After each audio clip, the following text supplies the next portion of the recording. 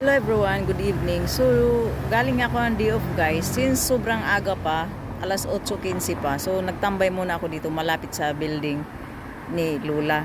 Dito ako sa malapit sa kalsada. Ipakita ko sa inyo guys. Dito ako, nakatambay. Ayan yung gamit ko. So, building ito na ayan.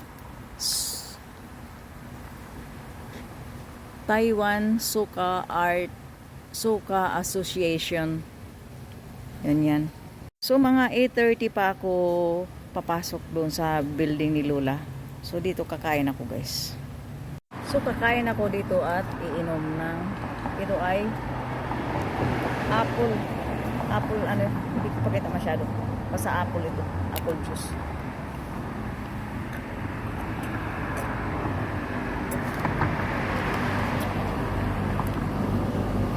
Ayan, pakain ako ng donut.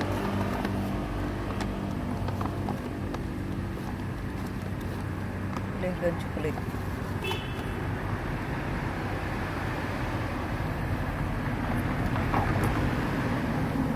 Okay. Ang tubig pala dito. Nasawsaw yung kamay ko. Mabuti na lang walang lamok.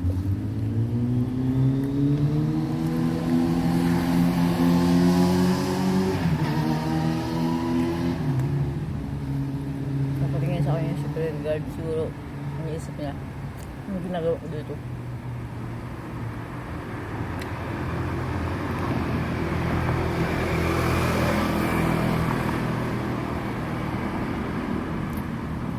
So, 8:30, maglakad na ako papasok dun sa building niya.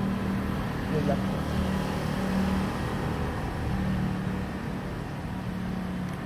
Kasi, weekend guys, yung mga amo ko ay kakain dito sa building ni Lola. Magsama-sama yan sila tuwing weekend. Magsama-samang magpamilya sa dinner. Kaya antayin ko na mag-uwian sila bago ako pasok din. Makita nila dami kong bit-bit.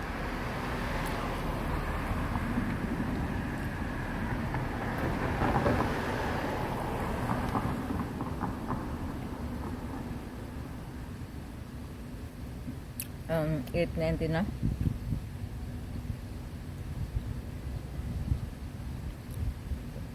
Bukas magagawa akong content kasi tuwing weekend 7 ang pasok ko. So ang content ko bukas doon sa kwarto na hinihigaan ko. Malapit sa kusina.